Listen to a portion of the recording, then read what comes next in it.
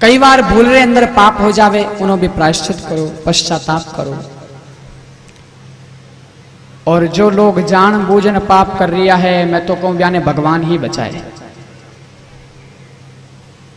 जो व्यक्ति अनजान में पाप कर देवे तो भगवान भी उन्हें माफ कर दिया करे, लेकिन जो जान बूझन पाप करे, जान बूझन जीवोरी हत्या करे, जान बूझन जो कत्ल खानों रे अंदर गायों ने काटे, तो ब्याने भगवान ही बचाए। ब्याने कई हालत गई राम जी जाने। आज अपने ही इन भारत देश के अंदर, इस भारत देश के अंदर हजारों गायें कटी जा रही है, हजारों गायों की दुर्दशा हो रही है।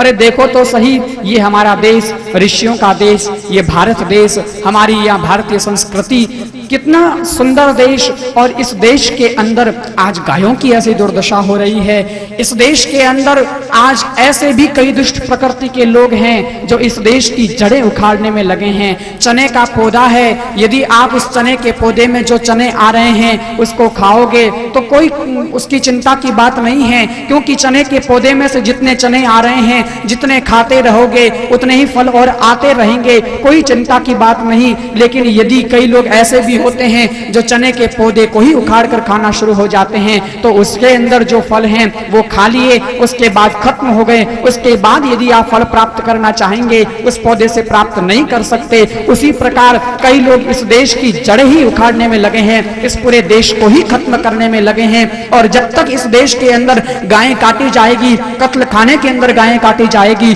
तब तक ये देश भी बच नहीं सकता। क्योंकि देश को बचाना है तो हमें हमारे गौधन को बचाना होगा। हैदराबाद के अंदर देखिए, आज हैदराबाद के अंदर एक दिन में कई हजारों लाखों गायें काटी जाती है, और उस कत्ल खाने के अंदर सरकार के द्वारा लाइसेंस ले रखा है कि नकारे पशु, बूढ़े पशु यहाँ इस कत्ल खाने के अंदर काटे जाएंगे, और वहां नकारे पशु काटे जाते हैं। जब बूढ़े पशुओं की बात आती है तो हमें एक दिन हमारे बूढ़े माता पिता भी खटकेंगे। अरे बूढ़े इतने बेकार नहीं होते कि हम हमारे बूढ़े माता पिताओं का ही तिरस्कार करने लग जाएं। नहीं, अरे जो भी है पशुधन को हम यदि बचाएंगे तो ही हमारा ये देश बचेगा।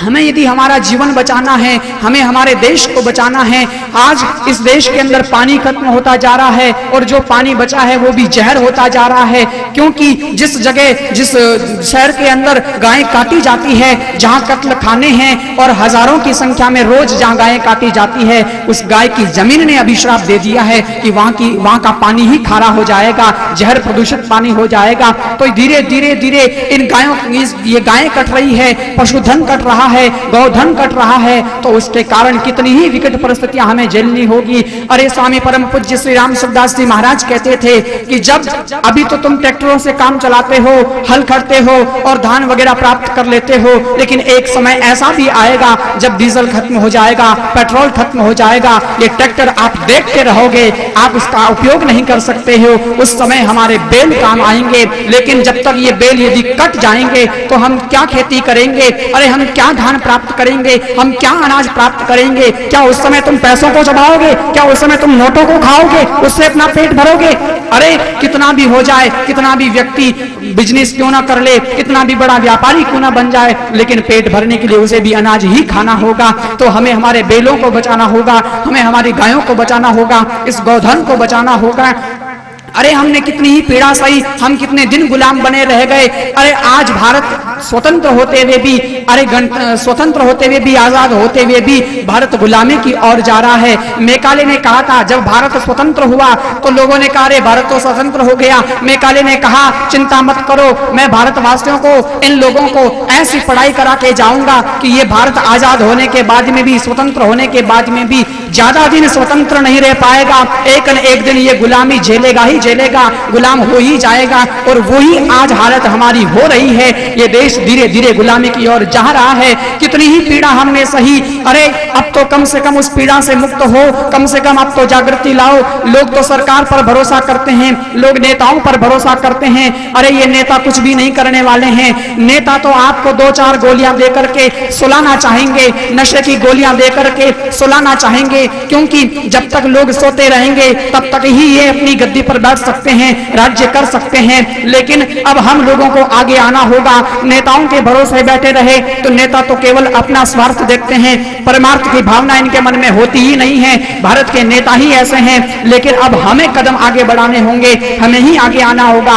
अरे कई लोग कहते हैं महाराज आपको क्या मतलब, आप क्यों गायों की बातें करते हो, आप क्यों ऐसी चर्चा करते हो। हम कहते हैं भाई हमको तो चर्चा करने के लिए मजबूर कर दिया है तुम लोगों ने। यदि तुम लोग जागृत होते, अपने कदम पहले से आगे बढ़ाए रहते तो हमको भी आगे आने की जरूरत नहीं होती, हम हमारी भजन साधना करते। लेकिन तुम लोग ही सोते रहे तो तुम लोगों को और कौन जगाएगा, हमें ही आगे आना पड़ेगा। ऐसे दिव्य संत आगे आते हैं तब ही हम लोग जागृत होते हैं। केवल अपने को अंदर जागृति की जरूरत है, हम लोग सचेत तो हैं ही, एक चिनगारी की जरूरत है। यदि चिनगारी लग गई तो वो क्रांति हमारे अंदर जरूर आएगी और उस पीड़ा से हम मुक्त हो जाएंगे। किसी कवि ने लिखा है, हो गई पीड़ पर्वत सी अब पिघलनी चाहिए, हो गई पीड़ पर्वत सी अब पिघलनी चाहिए।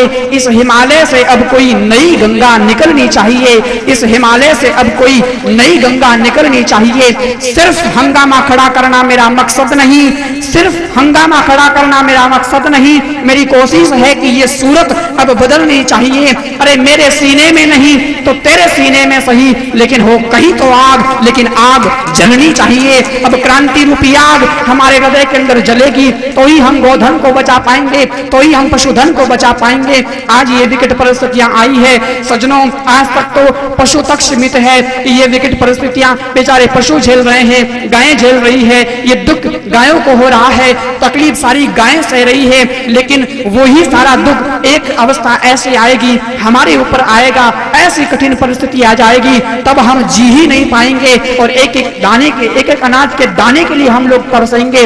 तब हमें संतों की बातें याद आएगी, तब हमें शास्त्रों की बातें याद आएगी और तब हमें गौ माता के प्रति प्यार उमड़ेगा। इसलिए पहले ही सचेत हो जाओ, पहले ही जागृत हो जाओ और इस गौधन को बचाओ, इस पशुधन को बचाओ, अपने देश, इस देश को बचाओ, अपने जीवन को पावन करें, अपने जीवन को पवित्र करें। जो तन मन और धन से, तीनों से जो सहयोग कर सकता है, चाहे तन से करो, चाहे मन से करो, चाहे धन से करो, जो भी गौ माता का सहयोग करेगा जरूर यहाँ गौ माता बचेगी। और हमारा देश, जो देश विश्व का गुरु रह चुका, लेकिन ये देश आज पतनता की ओर जा रहा है। सब देशों में आज भारत देश गरीब होता जा रहा है, लेकिन हम लोगों की कारण, हम लोगों की ऊंचाई थी। कोई समय था जब ये देश विश्व का गुरु था, लेकिन हम लोग ही कमजोर हो गए तो ये देश गरीब होता गया। लेकिन हमारी ही कमजोरी रहने के कारण गरीब हुआ, तो हम ही सचेत होंगे और हम इस देश को वापस विश्व का गुरु बना के रहेंगे और हमारे देश को उन्नत ऊंचा बनाकर रहेंगे।